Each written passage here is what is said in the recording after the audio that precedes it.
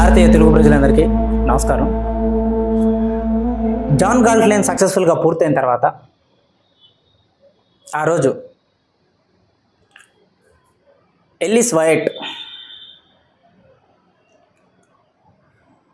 Form హౌస్లో అతని బంగ్లాలో ఆ రోజు వాళ్ళిద్దరికి పార్టీ ఇచ్చిన తర్వాత దాని తర్వాత డేగ్నీకి రియర్డన్కి మధ్య ఎలాంటి కనెక్షన్ జరిగింది, ఎలాంటి ఇన్సిడెంట్స్ జరిగినాయి అనేది మనం చాప్టర్ 8 ఎండింగ్లో ఆల్రెడీ మాట్లాడుకున్నాం. సో చాప్టర్ 9 స్టార్ట్ చేస్తే ఏదైతే అంతకుముందు రోజు డిన్నర్ అయిపోయిన తర్వాత వాళ్ళ మధ్య జరిగిన ఏదైతే ఆ బయలాజికల్ కనెక్షన్ జరిగిందో ఆ పర్టికులర్ యాక్షన్కి రియర్డన్ ఎర్లీ మార్నింగ్ ఆ తర్వాత రోజు తన ఆఫీస్కి బయలుదేరుతూ ఉంటాడు. ఆ బయలుదేరుతున్న సమయంలో తన షూ వేసుకునేటప్పుడు, తన చొక్కా వేసుకునేటప్పుడు తన మనసులో చాలా గిల్ట్ ఫీల్ అవుతూ ఉంటాడు. చాలా డిస్గస్టీగా, అంటే అసహ్యంగా ఫీల్ అవుతూ ఉంటాడు. అసలు ఎందుకు ఇట్లా జరిగింది, ఇలా జరగాల్సిన అవసరం ఏముంది అని చెప్పేసి తన మీద తానే ఒక అపరాధ భావనతో ఉంటాడు. కానీ డేగ్ని అలా ఫీల్ అవ్వదు. తాను చాలా లైట్ వెయిట్గా ఏదైతే జరిగిందో దాని పట్ల తను చాలా గ్రాటిట్యూడ్గా, జీరో గిల్ట్ అనేది లేకుండా, అసలు గిల్ట్ అనే ఫీలింగే తన మనసులో ఉండదు, డేగ్ని మనసులో. So these are the two opposite feelings between Dagny and Rearden. Rearden ఎందుకు జరిగిన విషయాన్ని ఎర్లీ మార్నింగ్ తలుచుకొని ఒక అసహ్యంగా, గిల్టీగా ఎందుకు ఫీల్ అవుతున్నాడు అంటే, there is a two elements, the mind and body. బాడీకి ప్యాషన్ అనేది ఉంటుంది, మైండ్కి రేషనాలిటీ అనేది ఉంటుంది. మైండ్కు ఉండే రేషనాలిటీ అనేది చాలా గొప్పది. బాడీకి ఉండే ప్యాషన్, ఫీలింగ్స్ అనేవి చాలా లో స్థాయిలో ఉన్నవి, చాలా అధమ స్థాయిలో ఉన్నవి. అవి చాలా తక్కువ స్థాయి రకమైన పనులు మనిషి జీవితంలో అని ఫీల్ అవుతూ ఉంటాడు. తాను మొదటి నుంచి రియర్డన్ క్యారెక్టర్ని కనుక మీరు అబ్జర్వ్ చేస్తే, మైండ్లో ఉండే రేషనాలిటీ మీన్స్, రేషనాలిటీ అంటే మీరు ఏదో ఏదో పెద్ద పదంలాగా ఫీల్ అవ్వాల్సిన అవసరం లేదు. రేషనాలిటీ అంటే తెలివి అని అర్థం, అంతే. వై అని, ఒక పని చేస్తున్నప్పుడు ఇది మనం ఎందుకు చేస్తున్నాం, ఏదైనా పర్పస్ ఉందా, లేకపోతే ఎదుటి వాళ్ళ మెప్పు కోసమో, ఎదుటి వాళ్ళ భజన కోసమో, లేకపోతే మనం ఏదో ప్రదర్శించుకోవడం కోసం చేస్తున్నామా, what ever it may be. అసలు ఫస్ట్ మనకి ఏదన్నా చేసే ముందు స్పష్టత ఉందా లేదా అని ఆలోచించుకోవడాన్ని రేషనాలిటీ అంటారు. అది ఇంగ్లీష్లో రేషనాలిటీ, రీజనింగ్ అన్నా, రేషనాలిటీ అన్నా, ఇంటెలిజెన్స్ అన్నా, all these are belongs to the same point. దాన్ని కన్ఫ్యూజ్ అవ్వాల్సిన అవసరమే లేదు. సో మనిషికి ఉండే మైండ్, ఆ మైండ్లో ఉండే తెలివితేటలు, సో మైండ్ అనేదే గొప్పది. ఆ మైండ్ ద్వారా సాధించబడ్డ ఇన్నోవేషన్స్, అతను కనిపెట్టిన రియర్డన్ మెటల్ కానీ, అతను సొంతగా కొని ఇనప గనిని కొని తనంతట తానుగా ఆ మెటల్స్ని ఇన్వెంట్ చేసి క్రియేట్ చేయటము, దానికి కావాల్సిన మిల్లుల్ని తన సొంతగా తన ఓన్ ప్రైవేట్ ఆర్గనైజేషన్ని సృష్టించి దానికి రియర్డన్ స్టీల్ అని పేరు పెట్టి, ఇదంతా మైండ్కి సంబంధించిన తన యొక్క యాంబిషన్, కృషి, తన యొక్క తెలివితేటల్లోంచి వచ్చింది. కాబట్టి దాన్ని మాత్రమే, ఈ మైండ్కు ఉండే తెలివితేటలు, ఈ మైండ్కు ఉండే కెపాసిటీని మాత్రమే చాలా గొప్పదిగా, అత్యున్నతమైన స్థాయిలో ఉన్న, అది ఒక బహుమతిగా తను ఫీల్ అవుతూ ఉంటాడు. కానీ ఎప్పుడైతే బాడీకి ఉండే డిజైర్స్ ఉంటాయో వీటిని అతను చాలా తక్కువ స్థాయిలో ఫీల్ అవుతూ ఉంటాడు. ఈ కాన్ఫ్లిక్ట్ అతనికి మొదటి నుంచి ఉంటుంది. 1, 2, ఏదైతే తనకు ఆల్రెడీ ఫ్యామిలీ ఉందో వాళ్ళకెవరికి తెలియకుండా ఇలాంటి ఒక దారిలో అతను ఇప్పుడు వెళ్ళాల్సిన పరిస్థితి వచ్చింది కాబట్టి దానికి కూడా గిల్ట్ ఫీల్ అవుతూ ఉంటాడు.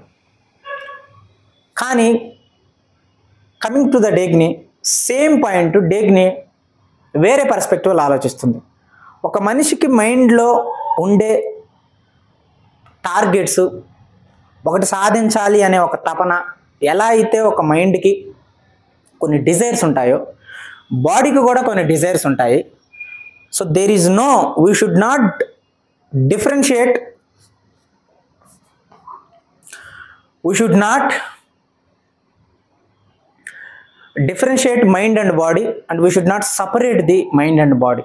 మైండ్ని బాడీని మనం వేరు చేసి చూడాల్సిన అవసరం లేదు.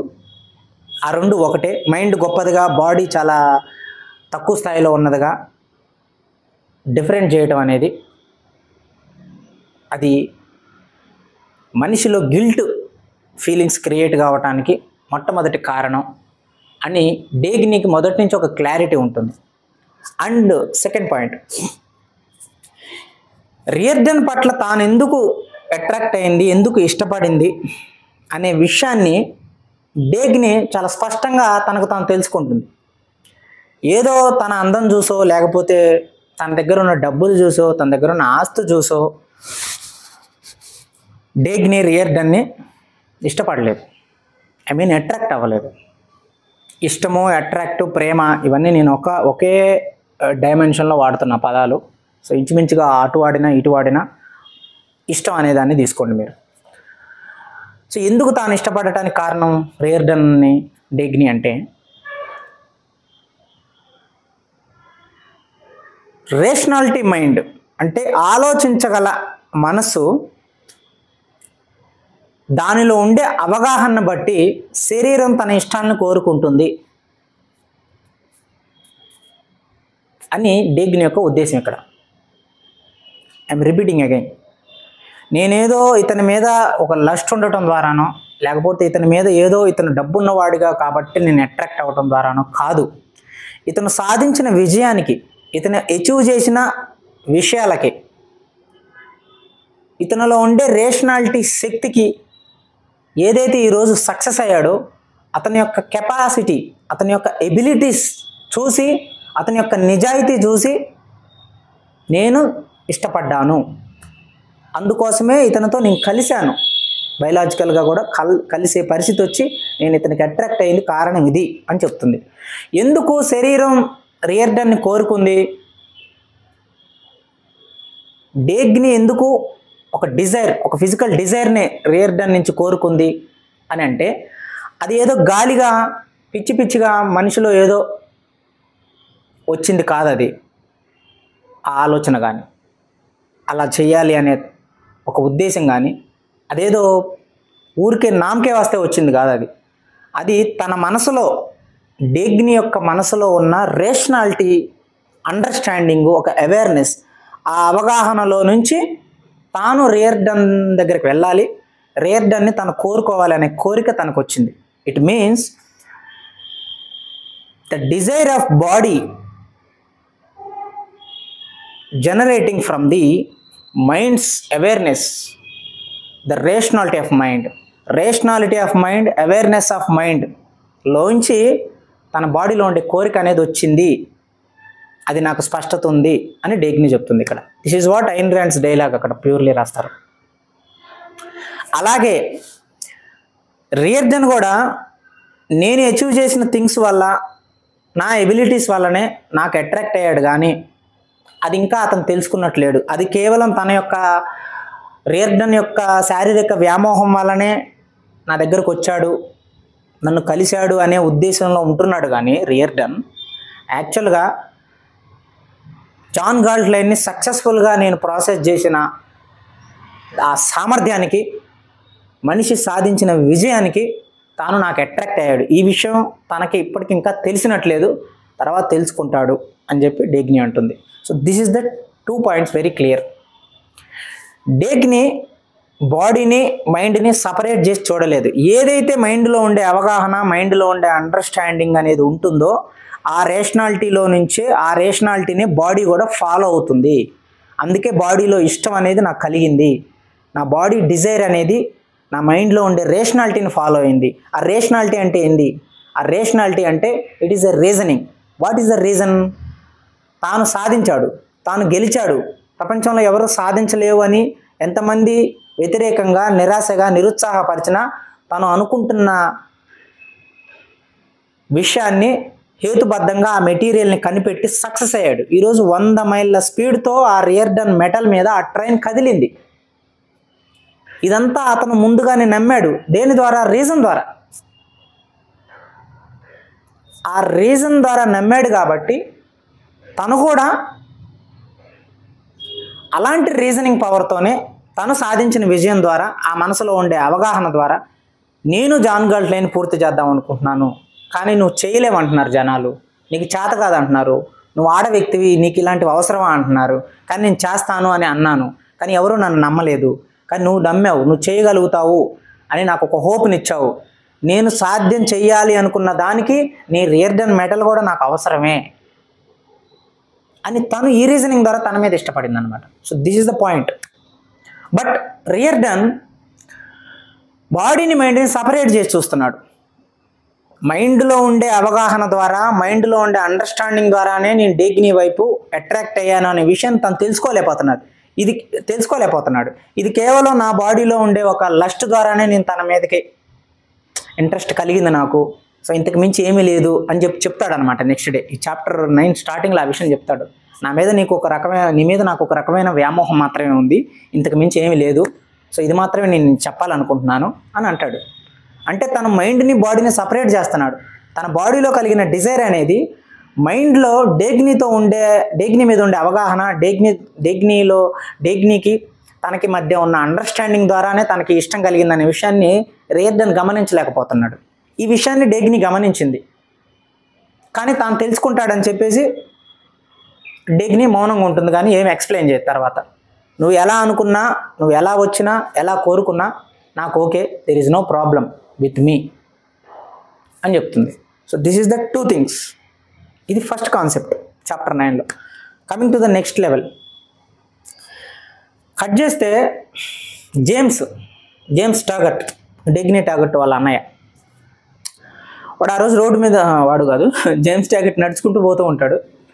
ఆ నడుచుకుంటూ పోతున్నప్పుడు వాడికి జలుబు చేస్తూ ఉంటుంది. అతనికి ఆ కర్చీఫ్ మర్చిపోతాడు, అది ఎక్కడో పోతుంది అనమాట. ఆ కర్చీఫ్ గురించి ఎతుకుతూ ఉండి ఎక్కడన్నా చిన్న షాప్ కనపడుతుందా, అందులో కొనుక్కుందాం అని చెప్పేసి వెళ్తూ ఉంటుంటే ఒక దగ్గర ఒక షాప్ కనపడుతుంది. ఆ షాప్ దగ్గరికి వెళ్తాడు. అక్కడ ఒక అమ్మాయి ఉంటుంది. అమ్మాయి పేరు చెర్రీ. అమ్మాయి తీసుకొచ్చి కర్చీఫ్ ఇస్తుంది. ఏదైతే జాన్ గాల్ట్లైన్ పూర్తయిన తర్వాత అది టేగట్ ట్రాన్స్కాంటినెంటల్కి ఖచ్చితంగా అప్పచెప్పాలి అని ముందుగానే మాట్లాడుకుంటాడు కదా ఒప్పందం. జేమ్స్ అనుకున్నట్టుగానే అది టేగట్ ట్రాన్స్కాంటినెంటల్కి అప్పచెప్తుంది జాన్ గాల్ట్లైన్ పూర్తయిన తర్వాత. అలాగే ఈ గ్యాప్లో కూడా, ఈ జాన్ గాల్ట్లైన్ పూర్తి చేసే గ్యాప్లో టేగట్ ట్రాన్స్కాంటినెంటల్ యొక్క మొత్తం సర్వీసెస్ని నడిపింది డేగ్నీ.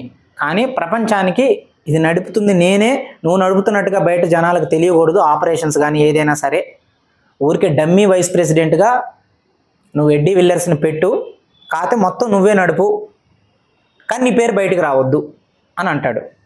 అనుకున్నట్టుగానే జేమ్స్ పేరే బయటకు వస్తుంది. ఈవెన్ దో జాన్ గాల్ట్లైన్ పూర్తి చేస్తున్న సమయంలో, ఆ జాన్ గాల్ట్లైన్ పూర్తి చేస్తూ కూడా ఈ టేగట్ ట్రాన్స్కాంటినెంటల్ని సక్సెస్ఫుల్గా నడిపిస్తూ, ఆపరేషన్స్ అన్నిటినీ నడిపిస్తూ ఉన్నది డేగ్నీయే. కానీ డమ్మీ వైస్ ప్రెసిడెంట్గా ఎడ్డీ విల్లర్స్ ఉంటాడు.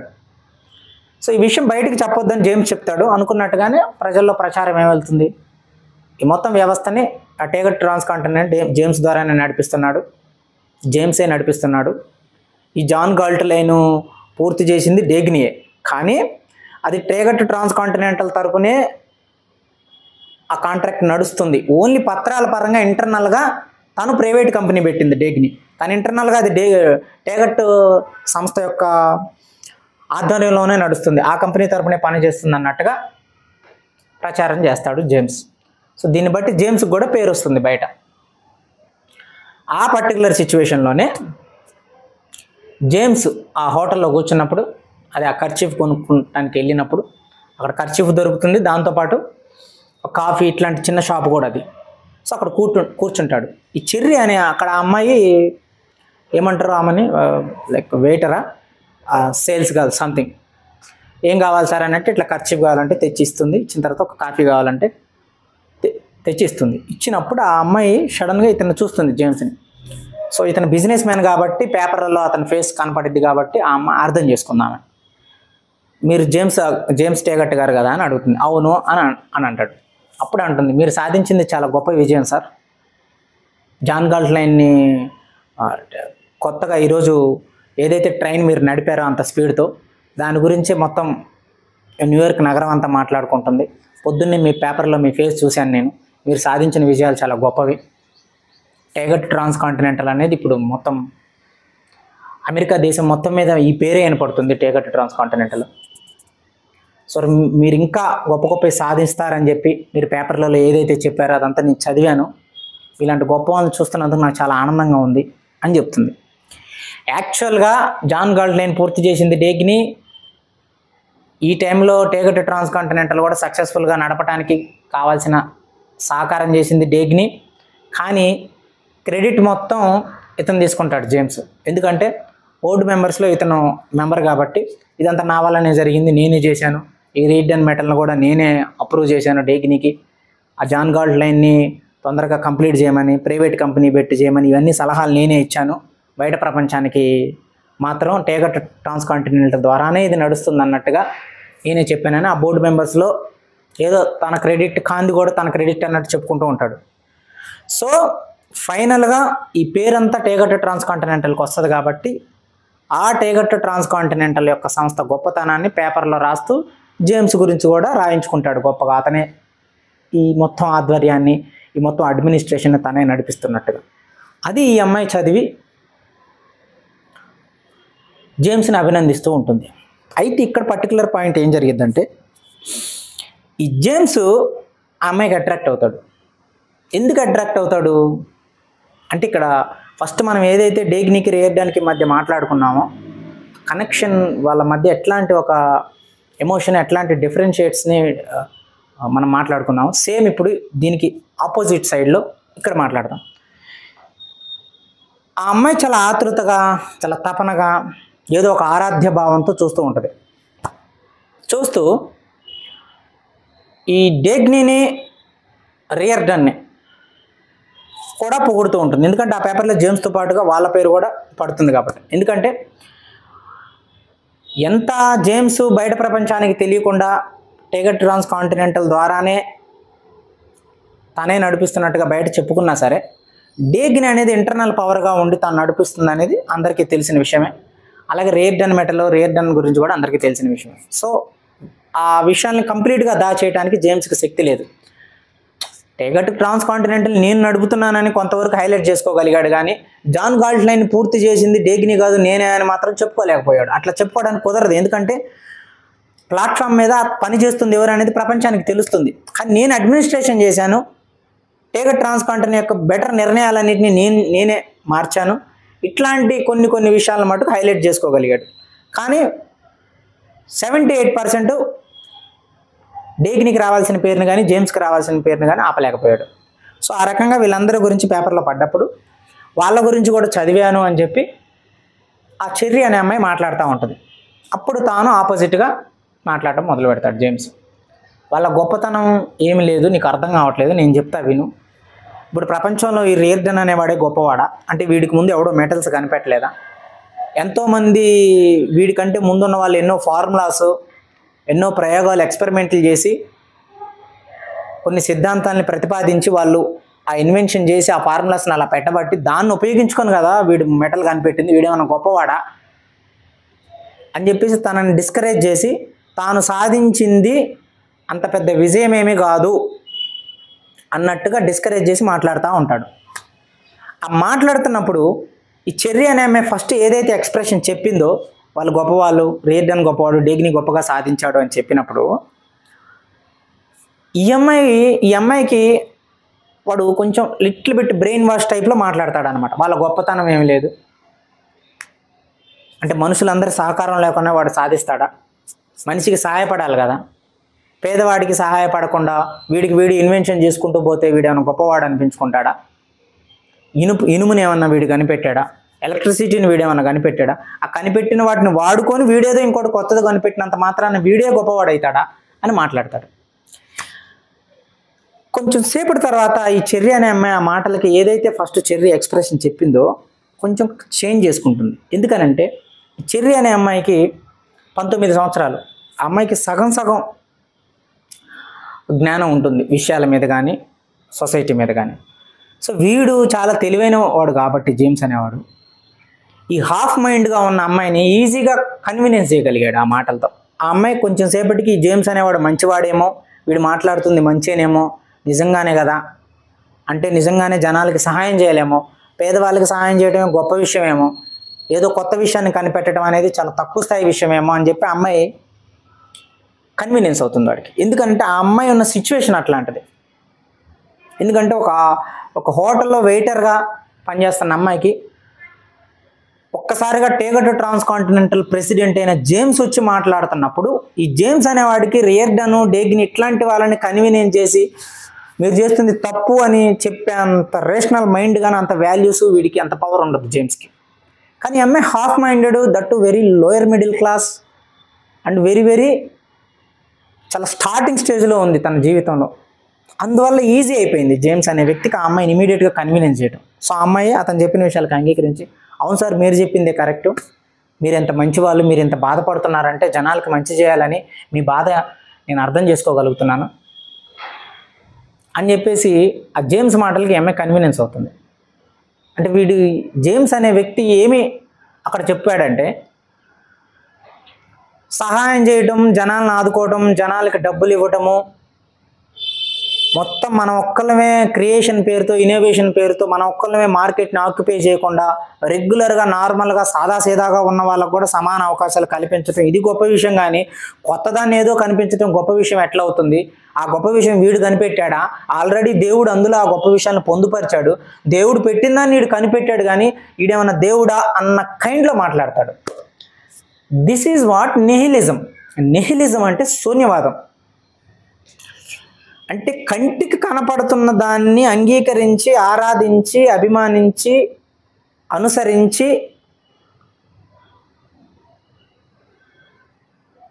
సాధించిన దానికి సంతోషం చెంది దాని ద్వారా ప్రపంచానికి ఒక స్పిరిట్ని, ఒక పాజిటివ్ ఎనర్జీని ఇచ్చి మనుషుల్లో ఒక సంకల్పాన్ని, ఆత్మవిశ్వాసాన్ని పెరిగేలా చేయకుండా నువ్వు కనిపెట్టింది గొప్పేం కాదు, నీకంటే గొప్పవాడు ఉన్నాడు, ఆ గొప్పవాడిని మించిన గొప్పవాడు ఇంకొకడు ఉన్నాడు, అతను ఎక్కడో పైన ఉన్నాడు, అతను అందరికీ అందనివాడు, ఆకాశంలో ఉన్నవాడు, అతనే ఈ చెట్టులో ఈ చెట్టుకి పువ్వును కానీ, కోయిలకి రాగాన్ని, మబ్బుకు ఆకాశాన్ని, సూర్యునికి వెలుగుని వీటన్నిటికీ ఇచ్చింది అతను కనిపెట్టబట్టే కదా, అతను ఉంచబట్టే కదా నువ్వు కనిపెట్టావు అని చెప్పేసి దిస్ ఈజ్ అ వెరీ శూన్యవాదానికి సంబంధించిన ఒక ప్యాటర్న్ డిజైన్ ఇది మాట్లాడే వ్యక్తులు చాలామంది. సో ఈ నిహిలిజం అనేది ఒక ఫిలాసఫీ ఉంది చాలా కాన్సెప్ట్లో, దాని గురించి తర్వాత మాట్లాడదాం. సో ఈ శూన్యవాదాన్ని ప్రమోట్ చేస్తూ ఉంటాడు. ఈ హాఫ్ మైండెడ్గా ఉన్న అమ్మాయి, ప్రపంచం తెలిసి తెలియకున్న అమ్మాయి ఇమీడియట్గా కన్వీనియన్స్ అయిపోతుంది. సో ఈ లోపల 10 o'clock అవుతుంది, ఆ షాప్ మూసేపోతారనమాట, సైరన్ మోగుతుంది. సో దాని అర్థం అతనికి జేమ్స్కి అర్థం కాక ఏంటి సౌండ్ అంటే అమ్మాయి చెప్తుంది షాప్ క్లోజ్ టైం అయింది సార్ వెళ్ళిపోతున్నాం అని.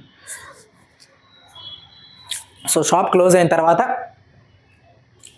జేమ్స్ బయట నుంచి ఉంటాడు షాప్ బయట.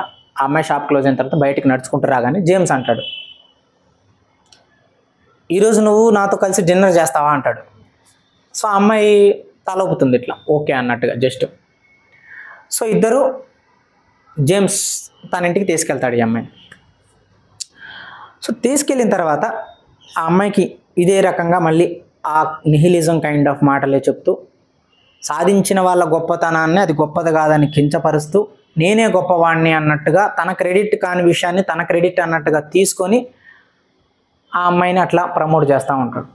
సో ఈ ప్రమోట్ చేసే భాగంలో ఆ అమ్మాయిని అడుగుతాడు, అసలు నువ్వేంటి చెర్రీ, నీ పేరు చెర్రీ కదా, నువ్వు ఎందుకు వచ్చావు ఇక్కడికి అంటే పని చేసుకోవడానికి వచ్చాను అని అంటాను. నీకు ఫ్యామిలీ లేదా, మరి వాళ్ళతో ఉంటున్నావు అంటే లేదు నేను ఒక్కదాన్నే ఉంటున్నాను అని అంటుంది. మరి ఫ్యామిలీని వదిలేసి వస్తే వాళ్ళు నీ గురించి ఏమీ అనుకోరా, ఏం జరగదా అంటే ఏమీ జరగదు ఇప్పటికీ కూడా జరగలేదు కూడా అని అంటుంది. అసలు ఎందుకు వచ్చావు అని అంటే మా నాన్న ఒక తాగుబోతు, మా అమ్మ 24 గంటలు మా నాన్న తిట్టుకుంటూ ఉంటుంది. సో మేము ఒక 7 పిల్లలం, అందులో నేను ఒక్కదాన్నే పని చేసేది. సో నేనే పని చేసి నాకు విసుగొచ్చి చిన్నప్పటి నుంచి ఇంకా వీళ్ళతో ఉంటే వీళ్ళ దరిద్రం అంతా నాకు కూడా అంటుకుంటుందని చెప్పేసి నేను జీవితంలో ఏదో ఒకటి చేయాలంటే వీళ్ళ నుంచి బయటికి రావాలి అని చెప్పి నేను నిర్ణయం తీసుకొని వాళ్ళ నుంచి బయటకు వచ్చేసాను అని అంటుంది. మరి ఇప్పుడు ఏం చేయాలని వచ్చామంటే ఏమో తెలియదు, కానీ ఏదో ఒకటి చేయాలని ఉంది, నేను చేయడానికే వచ్చాను, డబ్బు సంపాదించాలి, నాకంటూ ఒక సపరేట్ గుర్తింపు రావాలి, నేను అనుకున్నది ఏదో చెయ్యాలి, దానికి నాకు ఏదో అవకాశం రావాలి, ఏ అవకాశం అనేది నాకు క్లారిటీ లేదు అని చెప్తుంది. సో ఈ విషయాన్ని విన్న జేమ్స్ దానికి అనుగుణంగా కొంతసేపు కన్వర్జేషన్ చేసి, ఆ కన్వర్జేషన్ అయిపోయిన తర్వాత తన మనసులో ఒక ఆలోచన వస్తుంది. ఏంటనంటే ఈ అమ్మాయితో ఫిజికల్ యాక్షన్కి తాను ఇన్వాల్వ్ అవ్వాలి, అంటే నెక్స్ట్ యాక్షన్కి మూవ్ కావాలి అని ఒక ఆలోచన కలుగుతుంది జేమ్స్కి. కానీ ఎందుకో తాను ఆ యాక్షన్ని ఇమీడియట్గా మళ్ళీ తన మైండ్లో కలిగిన ఏదైతే ఆ థాట్ని ఇమీడియట్గా వెనక్కి తీసుకుంటాడు. ఇప్పుడు అవసరం లేదు అన్నట్టుగా వెనక్కి తీసుకొని, సరే ఇక్కడితో సెండ్ ఆఫ్ చేద్దాం అని చెప్పేసి తాను తీసుకెళ్ళి డ్రాప్ చేస్తాడు తన ఇంటి దగ్గర డ్రాప్ చేసి తిరిగి వచ్చేస్తాడు. సో దట్ మీన్స్ ఇప్పుడు ఈ చెర్రీకి జేమ్స్కి ఇద్దరికి మధ్య ఒక కనెక్షన్ అనేది ఏర్పడింది. సో ఈ కనెక్షన్ ఏర్పడటానికి మొట్టమొదటి కారణం, as per Ayn Rand perspective, James ఎప్పుడైతే ఆ హోటల్లో కూర్చుంటాడో కర్చీఫ్ కోసం, అమ్మాయి కర్చీఫ్ తెచ్చి ఇచ్చిన తర్వాత, జేమ్స్ గారా, మీరు టేగట్ ట్రాన్స్కాంటినెంటల్ ప్రెసిడెంట్ కదా మీరు అని చెప్పేసి తన కళ్ళల్లో ఉండే ఒక ఆశ్చర్యం, చాలా గొప్పగా శ్రద్ధగా ఆ అమ్మాయిని అతన్ని చూస్తూ ఉండి ఆరాధిస్తూ ఏదో మాట్లాడే ఒక ఆరాధన భావంతో ఉంటుంది. ఎప్పుడైతే ఆల్రెడీ ప్రపంచం డేగ్నీని, రేర్డన్ సాధించిన విజయాల్ని పొగుడుతూ మాట్లాడుతూ అభినందిస్తూ పేపర్లలో ఎక్కడ చూసినా వాళ్ళ పేరు మారుమోగిపోతూ ఉంటే, ఆ పాజిటివ్ ఎనర్జీని తీసుకోలేక, ఆ సాధించిన విజయాన్ని, ఆ స్పోర్టివ్నెస్ని తీసుకోలేక ఇతను చాలా జలస్గా ఉంటాడు. ఆ జలస్లో, ఆ లో ఫీలింగ్లో ఏ ఫ్రెండ్స్ని కలవాలన్నా ఫ్రెండ్స్ ఎవరో దొరకరు. ఆ రోజు ఒక్కడే ఇంటికి వెళ్దామంటే ఒక్కడికే వెళ్ళలేడు. ఎందుకంటే లోపల జలస్గా, ఇన్సెక్యూర్గా ఫీల్ అవుతున్న ఎవడు కూడా ఇంకొకటి సహాయం లేకుండా ఒకరోజు కొన్నిసార్లు గడవదు వాడికి. ఇంకొకటి ఎవడో కలిస్తే వాడితో మాట్లాడటం వల్లనో, వీడి ఎక్స్ప్రెషన్స్ని, వీడి కుళ్ళుని, వీడి జలస్ని అక్కడ ఎక్స్ప్రెస్ చేయడం వల్ల, ఫ్రెండ్షిప్ పేరుతో వాడితో చెప్పుకోవడం వల్ల ఏదో ఒక సాటిస్ఫాక్షన్ వస్తుంది. సో ఆ రోజు ఏం చేయాలో అర్థం కాక కరెక్ట్ టైంకి ఈ అమ్మాయి దొరుకుతుంది ఆ హోటల్లో. ఆ కర్చీఫ్ కొనడానికి వెళ్ళినప్పుడు ఆ అమ్మాయి ఒక్కసారిగా అంత ఫోకస్డ్గా, అంత అటెన్షన్గా, వీడికి రెస్పెక్ట్ ఇస్తున్నట్టుగా, ఒక స్పెషల్ వ్యక్తిగా ఇతన్ని చూసేటప్పటికి వీడి యొక్క కాన్ఫిడెన్స్ అలా పెరిగిపోతూ ఉంటుంది అన్నమాట. అంటే ఈ అమ్మాయికేమో ఎక్కడో పల్లెటూరు నుంచి సిటీలో ఏదో బతుకుదామని చెప్పేసి ఒక చిన్న హోటల్లో ఒక సేల్స్ గర్ల్ లాగా పనిచేస్తూ ఉన్న అమ్మాయికి ఎక్కడి నుంచో ఒక అవకాశం, ఒక అవసరం, ఒక తోడు, ఒక చిన్న ధైర్యం కావాలి. సో ఈ అమ్మాయిది ఒక ఇన్ఫీరియారిటీ కాంప్లెక్స్. తనకేదో ఒక అవకాశం రావాలనే ఒక వెలితిలో ఉంటుంది ఈ అమ్మాయి. వీడేమో ఒక ఇన్సెక్యూరిటీ ఫీలింగ్తో ఉన్నాడు. వీడిది ఒక అబద్ధతాభావం. చేసిన వాళ్ళని పొగడకుండా, చేసిన వాళ్ళ గొప్పతనాన్ని మెచ్చుకోకుండా, వాళ్ళదంతా తక్కువ, మీరేం చేయలేదని వాళ్ళు చేసిన దాన్ని కిందకు లాగుతూ వీడికి ఏదో ధైర్యం కావాలి అనే భయంలో వీడున్నాడు. So the connection between inferiority and insecurity, ఈ రెండింటి మధ్య కనెక్షన్ అక్కడ ఎస్టాబ్లిష్ అవుతుంది. అందువల్ల ఈ జేమ్స్ అనే వ్యక్తి ఆ అమ్మాయితో మాట్లాడాలని కొనసాగించి ఆ అమ్మాయిని తన ఇంటికి తీసుకెళ్ళి డిన్నర్ వరకు తీసుకెళ్ళగలుగుతాడు. అక్కడ ఐన్ ర్యాండ్ ఒక డైలాగ్ రాస్తుంది. ఎప్పుడైతే ఆ అమ్మాయి చెర్రీ జేమ్స్ వైపు చూస్తుందో, ఇంతవరకు అంత శ్రద్ధగా జేమ్స్ వైపు చూసిన కళ్ళని తాను ఎప్పుడూ చూడలేదు. అలా చూడకపోవడం వల్ల మొట్టమొదటిసారి ఒక అమ్మాయి అంత శ్రద్ధగా తన ముఖాన్ని చూస్తుందనే భావనకి తాను ఎంతో ఆనందించి, సంతోషించి తనతో ఇంకొంచెం సేపు మాట్లాడాలని తన యొక్క మాటల్ని మొదలు పెడతాడు అని రాస్తుంది. ఎప్పుడూ అంత శ్రద్ధగా చూడని, తననంత శ్రద్ధగా చూసిన కళ్ళని ఇంతవరకు తాను ఎప్పుడు చూడదు. తననంత శ్రద్ధగా చూసిన కళ్ళు అంటే ఫోకస్, అటెన్షన్. ఎవరైతే మనల్ని గొప్పగా, చాలా ఆశ్చర్యంగా, ఒక ఆరాధనా భావంతో ఎవరైతే చూస్తారో, అలాంటి ఒక సందర్భం వచ్చినప్పుడు చూడబడుతున్న వ్యక్తి ఎవరైతే మనల్ని చాలా ఎగ్జైట్గా చూస్తూ ఉంటారో అక్కడ కాసేపు మన ఎక్స్ప్రెషన్ ఏదో చెప్పాలి, మన జలస్ని మన భయాలను అక్కడ తీర్చుకోవాలి. ఎందుకంటే ఆ టైంలో అవతల వ్యక్తి ఏం చెప్పినా వింటారు అనే ఇమీడియట్ యాక్షన్ వీడికి కలుగుతుంది జేమ్స్కి. దట్ ఈస్ వాట్ ఆ హాఫ్ మైండ్ అంటే ఇట్ ఈస్ నాట్ నేను మర్యాద లేకుండా ఆ మేనర్లో కాదు, it is not in polite లేకుండా మాట్లాడటం కాదు. హాఫ్ మైండ్ సగం తెలిసిన ప్రపంచం తెలిసిన అమ్మాయి అని 19 yearsలో ఉన్న అమ్మాయి కాబట్టి ఆ మాటలు మాట్లాడాలని నిర్ణయం తీసుకొని ఆ అమ్మాయిని కన్వినియన్స్ చేస్తాడు. సో ఇక్కడ రిలేషన్స్ అనేవి ఒక 2-3 types ఉంటాయి లైఫ్లో ఎప్పుడైనా. ఇన్ఫీరియారిటీ కాంప్లెక్స్తో వచ్చే రిలేషన్స్, ఒక అమ్మాయి అబ్బాయి మధ్య రిలేషన్స్ అనేవి 3-4 types. ఇన్ఫీరియారిటీ కాంప్లెక్స్తో వచ్చే రిలేషన్స్, ఇన్సెక్యూరిటీతో వచ్చే రిలేషన్స్, ఎయిమ్ వల్ల వచ్చే రిలేషన్స్, 4 టేస్ట్ కలవటం వల్ల వచ్చే రిలేషన్స్. ఈ 4 ఒకరి టేస్ట్ అంటే నాకు ఈ సినిమా ఇష్టం, నీకు ఈ సినిమా ఇష్టం, నాకు ఈ కలర్ ఇష్టం, నీకు ఈ కలర్ ఇష్టం, నాకు ఆ గేమ్స్ ఇష్టం, నీకు ఈ గేమ్స్ ఇష్టం, నాకు నాన్ వెజ్ ఇష్టం, నీకు నాన్ వెజ్ ఇష్టం, ఇట్లాంటివి మనం తినేవి, చూసేవి, కలిసేవి. ఒక మెటీరియలిస్టిక్ వరల్డ్లో ఏవేవైతే ఇష్టాలు ఉంటాయో, ఒక మనుషుల బిహేవియర్ పర్స్పెక్టివ్లో ఎవరెవరి వ్యక్తుల్ని నాకు ఇట్లాంటి వ్యక్తులు ఇష్టం అని అనుకుంటామో అలాంటి ఒక టేస్ట్ అభిప్రాయాల ప్రకారంగా ఏర్పడే రిలేషన్స్ కొన్ని ఉంటాయి. రెండవది ఇన్స్పిరేషన్, పాత్, ఎయిమ్, యాంబిషన్. నేను ఒక కలెక్టర్ అవ్వాలి అని ఒక వ్యక్తి ఒక యాంబిషన్తో ముందుకెళ్తున్నప్పుడు, ఇంకో వ్యక్తి నేను ఒక పొలిటీషియన్ అవ్వాలి, otherwise I want to become one actor, నేను ఒక యునైటెడ్ అమెరికా వెళ్ళి నేను ఒక ఎంఎస్ చేయాలి అని ఇంకొక వ్యక్తి ఉన్నప్పుడు, ఇద్దరు వ్యక్తులు యాంబిషన్ చేయాలనే ఒక ఎయిమ్తో ఉంటున్నప్పుడు ఆ ఎయిమ్లో వచ్చే మైండ్ సెట్ వల్ల వాళ్ళిద్దరు కలుస్తారు. అంటే బికాజ్ ఏదో సాధించాలనే తపన ఉండటం వల్ల, ఆ మార్గాల్లో వాళ్ళు వెళ్ళటం వల్ల, ఒకరి నుంచి ఒకరు ఇన్స్పిరేషన్ ఇంటర్చేంజ్ చేసుకోవటం వల్ల రిలేషన్స్ ఏర్పడతాయి. 2. మూడవది ఇన్సెక్యూరిటీ అంటే అభద్రతాభావం.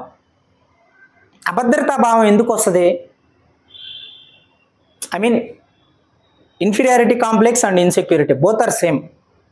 ఇన్సెక్యూరిటీ ఇన్ఫీరియారిటీ వల్లనే వస్తుంది, ఇన్ఫీరియారిటీ ఉండటం వల్లనే ఇన్సెక్యూరిటీ వస్తుంది. అంటే భయం వల్లనే అభద్రతాభావం వస్తుంది, అభద్రతాభావం వల్లనే భయం వస్తుంది. ఇది ఎలా అంటే మనల్ని మనం ఐడెంటిఫై చేసుకోవడానికి మనకి ఇంకొకరు సహాయమో సహకారమో కావాలి. ఇట్స్ వెరీ ఇంపార్టెంట్ పాయింట్ ఇది.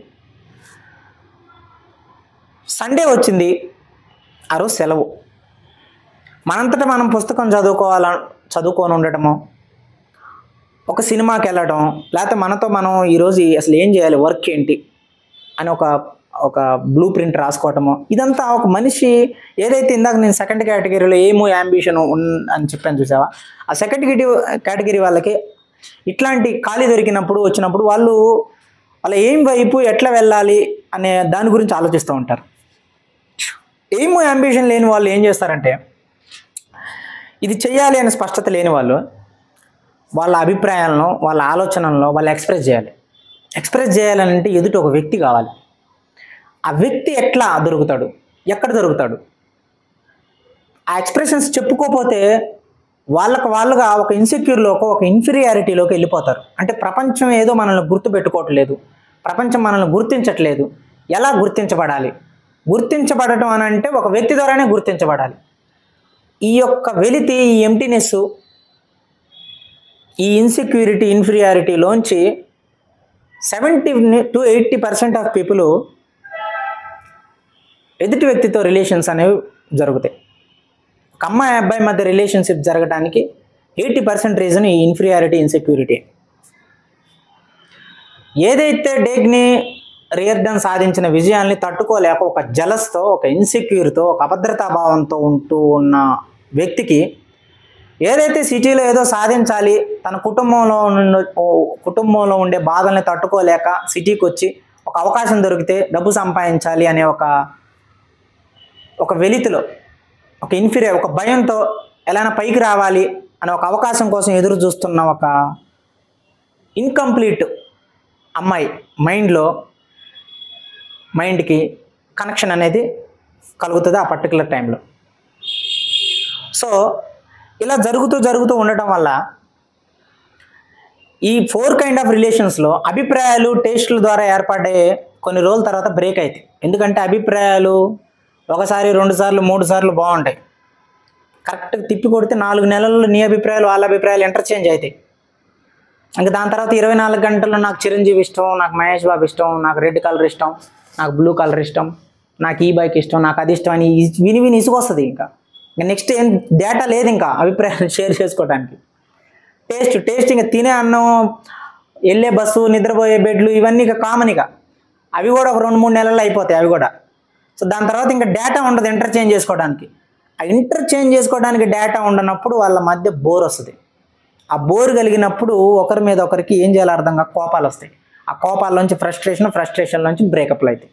This is the first thing. రెండవది ఈ ఇన్ఫీరియారిటీ ఇన్సెక్యూరిటీ 2-3.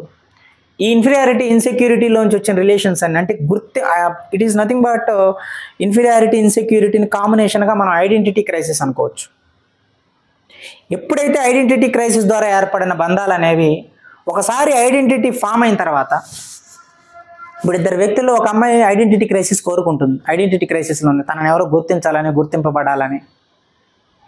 అప్పుడు తనకు ఒక రిలేషన్ కావాలి. సో ఒక అబ్బాయికి అట్రాక్ట్ అవుతుంది. ఆ అబ్బాయి ద్వారా ఈ అమ్మాయి తన ఐడెంటిటీని కోరుకుంటుంది, లేదా ఈ అమ్మాయి ద్వారా తన ఐడెంటిటీని కోరుకుంటాడు.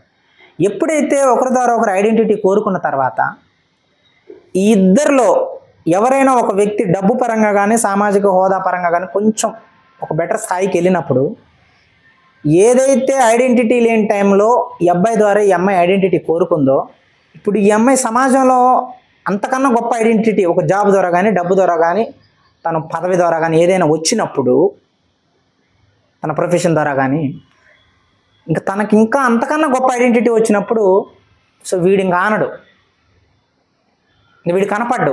ఎందుకనంటే ఇతని రిలేషన్ ఐడెంటిటీ క్రైసిస్లోంచి పుట్టింది కాబట్టి నువ్వు కొంతవరకు ఐడెంటిటీ ఇచ్చావు 1 to 10 స్కోర్లో. ఎదుటి వ్యక్తికి 10 to 100 ఐడెంటిటీ దొరికినప్పుడు ఇంకా నీది కనపడదు, ఇంకా నీది మాయమైపోతుంది నీ ఐడెంటిటీ, నువ్వు ఇచ్చిన ఐడెంటిటీ. సో ఐడెంటిటీ క్రైసిస్ వల్లనే చాలా వరకు 10th క్లాస్లో కలిసి ఉండటమో, ఇంటర్మీడియట్లో కలిసి ఉండటమో, బీటెక్లో ఇట్లా కలిసి ఉన్నాం అని అంటారు, లవ్ అంటారు. వీడేమో ఆటో డ్రైవర్ అవుతాడు, ఆ అమ్మాయి ఐఏఎస్, కలెక్టర్, ఐపీఎస్, ఒక సినిమా యాక్టర్ అవుతుంది. వీడిని లైట్ తీసుకుంటుంది. ఎందుకు? ఏ ఐడెంటిటీ లేనప్పుడు నువ్వు ఇచ్చిన ఐడెంటిటీ గొప్పగా ఉంది, తనకి బెటర్ ఐడెంటిటీ దొరికినప్పుడు ఇంకా యూ విల్ లాస్, నీది నార్మల్ అయిపోతుంది. అంటే ఇది స్థాయి, సామర్థ్యం, డబ్బు, ప్రొఫెషన్ మారినప్పుడు ఐడెంటిటీ క్రైసిస్తో ఏర్పడే రిలేషన్స్ బ్రేక్ అవుతాయి. సో ఫైనల్గా నిలబడే రిలేషన్స్ ఏంటి ఈ 4 అంటే ambition, aim, understanding, own instinct abilities. ఒక వ్యక్తికి ఓన్ క్యారెక్టర్ ఉంటుంది. నేను ఫంక్షన్కి వెళ్ళలేను, నేను నలుగురితో లేనిపోయిన మాటలు మాట్లాడలేను, గాసిప్పులు మాట్లాడలేను, 2 వ్యక్తులు కలిస్తే 3వ వాడి గురించి మాట్లాడుకోవాలి, సో నేను మాట్లాడను. నేను ఊరికే పుట్టినరోజులు, బర్త్డే ఫంక్షన్లో చేయలేను, నేను చేసుకోలేను. ఏదైనా సాధించినప్పుడే ఫంక్షన్ చేసుకుంటా. డేగిని అంటుంది కదా, ఈ లిలియన్ మ్యారేజ్ డే చేస్తున్నప్పుడు ఎందుకు ఈ ఫంక్షన్లు ఇవన్నీ, ఏదన్నా ఒకటి సాధించినప్పుడు మనలాంటి వాళ్ళు నువ్వు కదా చేసుకోవాల్సింది, ఇవన్నీ ఏంటి అని అంటాను. అంటే ఒక సాధించినప్పుడు మనిషి పుట్టినప్పుడు అతని యొక్క ఇంటెలిజెన్స్ ద్వారా ఏదైనా ఒక ఇన్నోవేషన్ కానీ, తాను 1 to 10 స్కేల్లో 1 నుంచి 100 వరకు తాను సాధించిన ఆ మార్జిన్ కానీ, 6 సబ్జెక్టులు ఫెయిల్ అయిన వాడు సింగిల్ షాట్లో 6 సబ్జెక్టులు మళ్ళీ పాస్ అయినప్పుడు కానీ, ఇట్లాంటి ఒక అచీవ్మెంట్స్ జరిగినప్పుడు సెలబ్రేషన్ అనేది important. Celebration means that is what celebration అన్నప్పుడు ఏమైందంటే ఒక అంబిషన్, ఎయిమ్స్ ద్వారా, ఒక లక్ష్యాల ద్వారా మనిషిలో ఒక అవగాహన కలుగుతుంది. మనుషులు 2 వ్యక్తుల మధ్య ఉండే ఆ అవగాహన, ఆలోచన సామర్థ్యం, ఆలోచన తీరు, వీటన్నిటినీ ముడిపడి ఉన్న టార్గెట్, ధ్యేయం, వీటి ద్వారా ఏదైతే ఇంటర్నల్ అండర్స్టాండింగ్, అవగాహన ద్వారా ఏర్పడ్డ రిలేషన్స్ ఉంటాయో అవి ఎక్కువ కాలం కాదు అలా నిలబడతాయి. ఎందుకు అని అంటే మనిషికి ఏ రోజుకి ఆ రోజు అంబిషన్ ఏం మారుతూ ఉంటుంది. ఈరోజు ఇది సాధించాలనుకున్నాడు, ఇది సాధించాలి, నెక్స్ట్ ఇంకో టార్గెట్ వస్తుంది, మళ్ళీ నెక్స్ట్ ఇంకో టార్గెట్ వస్తుంది. ఇలా ఆ టార్గెట్ అనేది చేంజ్ అవుతూ ఉన్నప్పుడు ఆ టార్గెట్ ఎప్పుడు వాళ్ళ మధ్య ఉంటూనే ఉంటుంది. ఒక 50,000 సంపాదించాలి జాబ్ అని ఒకడు కష్టపడి సంపాదించిన 50,000 జాబ్ ఒక సంవత్సరం చేసినాక వాడు నెక్స్ట్ 1,00,000 సంపాదించాలని మొదలవద్దు వాళ్ళలో కోరిక. It's a human tendency. 1,00,000 తర్వాత ఇంకా 2,00,000 రావాలి, ఒక కారు కొన్న తర్వాత బిల్డింగ్. అంటే వాడి డిజైర్ మారుతూ ఉంటుంది, ఆ డిజైర్ని బట్టి యాంబిషన్ ఉంటుంది. సో యాంబిషన్ ఎప్పుడు అది డౌన్ అవ్వకుండా, లాస్ అవ్వకుండా దాని ఫైర్ అలాగే ఉంటుంది. కాబట్టి ఈ యాంబిషన్ ఎయిమ్ యొక్క అండర్స్టాండింగ్లోంచి రిలేషన్ ఏర్పడుతుంది. కాబట్టి ఆ వ్యక్తులు ఎప్పుడు అలా ఉంటారు. ఎందుకంటే ఎప్పుడు వాళ్ళిద్దరి మధ్య రిలేషన్ డౌన్ అవుతూ ఉన్న టైంకి వాళ్ళు కొత్త యాంబిషన్, కొత్త డైమెన్షన్, కొత్త టార్గెట్స్ పెట్టుకుంటారు. కాబట్టి అందులోంచి మళ్ళీ ఫ్రెష్గా మొదలవుతుంది. ఎప్పుడు అన్నం తింటే అప్పుడు మనకి ఫ్రెష్గా ఎట్లుంటుందో రోజు, ఆ రిలేషన్ కూడా అట్లనే ఉంటుంది. ఎప్పుడు దాహం వేసినప్పుడు నీళ్ళు తాగినా మనకు నీళ్ళు బోరు కొట్టిందని ఎవడ అంటు, తాగిన ప్రతిసారి ఫ్రెష్గా ఉంటుంది. ఎందుకు? అది బాడీ ఇంటర్నల్గా ప్రతిసారి కోరుకుంటుంది, అది అయిపోగానే కోరుకుంటుంది. మనిషి యాంబిషన్ కూడా అంతే, ఒక టార్గెట్ రీచ్ కాగానే ఇంకేదో చేరుకోవాలనుకుంటాడు. So it is a continuous process in the evolution process. సాధించబడాలి అనే తపన, కోరిక. అలాంటి యాంబిషన్స్, ఇంటర్నల్ వాల్యూస్ ఉన్న ద్వారా వచ్చిన వ్యక్తులు వాళ్ళు ఎప్పటికీ డౌన్ గారు. ఎందుకంటే యాంబిషన్స్ ఎప్పుడు చేంజ్ అవుతూ ఉంటాయి, నెక్స్ట్ లెవెల్కి వెళ్ళాలి ఉంటాయి. కాబట్టి వాళ్ళ ఇంటర్నల్ అండర్స్టాండింగ్ కూడా ఇంకా స్ట్రాంగ్ అవుతూ ఉంటుంది. ఇదంతా కాకుండా ఐదోది ఒకటి ఉంటుంది. అసలు ఏ అంబిషన్స్, అసలు ఏ ఎక్స్పెక్టేషన్స్ లేవు, ఏ అంబిషన్స్ లేవు. నేను ఉండాలి, నేను నీతో ఉండటం అనేది నా ధర్మం, నువ్వు నాతో ఉండటం అనేది నా ధర్మం అనేది ఒక పిల్లి అనే కాన్సెప్ట్ ఉంటుంది కదా ఇండియన్ కల్చర్లో. అవి 5th రకం అనమాట. సో అవి కూడా సక్సెస్ఫుల్లే ఉంటాయి కొన్ని. ఇప్పుడు మా ఫ్యామిలీస్లో అయినా middle class, lower middle class ఫ్యామిలీస్లో ఎక్స్పెక్టేషన్స్ ఏముండవు. పెళ్ళి చేశారు, చేసుకున్నాం, ఉండాలంతే. There is no expectations. అట్లా కూడా హ్యాపీగా ఉండొచ్చు. బట్ క్లారిటీ ఉండాలి దానికి. మళ్ళీ ఇంకేదో కోరుకొని ఇక్కడేదో నేను డిసప్పాయింట్గా ఉంటున్నాను అనే ఆ కన్ఫ్యూజన్లో ఉండకూడదు మళ్ళీ. So this is what chapter 9, పవిత్రం అపవిత్రం. ఈ పవిత్రం అంటే ఏంటి, అపవిత్రం అంటే ఏంటి? ఈ పవిత్రం అనే కాన్సెప్ట్ డేగ్నీకి రేర్డన్కి మధ్య జరిగిన సిచ్యువేషన్స్లో పవిత్రం అనే కాన్సెప్ట్ని చెప్పారు మనకి. ఎలా అంటే బాడీ మైండ్ వేరు కాదు. మైండ్కి ఎలా అయితే అచీవ్మెంట్స్, గోల్స్, ఎయిమ్స్ ఉంటాయో బాడీకి కూడా ప్యాషను, డిజైరు, ఫీలింగ్స్ ఉంటాయి. అందులో తప్పు అని నువ్వు అపరాధ భావానికి ఫీల్ అవ్వాల్సిన అవసరం లేదు మనిషి అనేవాడు. But your body desire should follow rationality. That rationality which is inside your mind అని అంటుంది.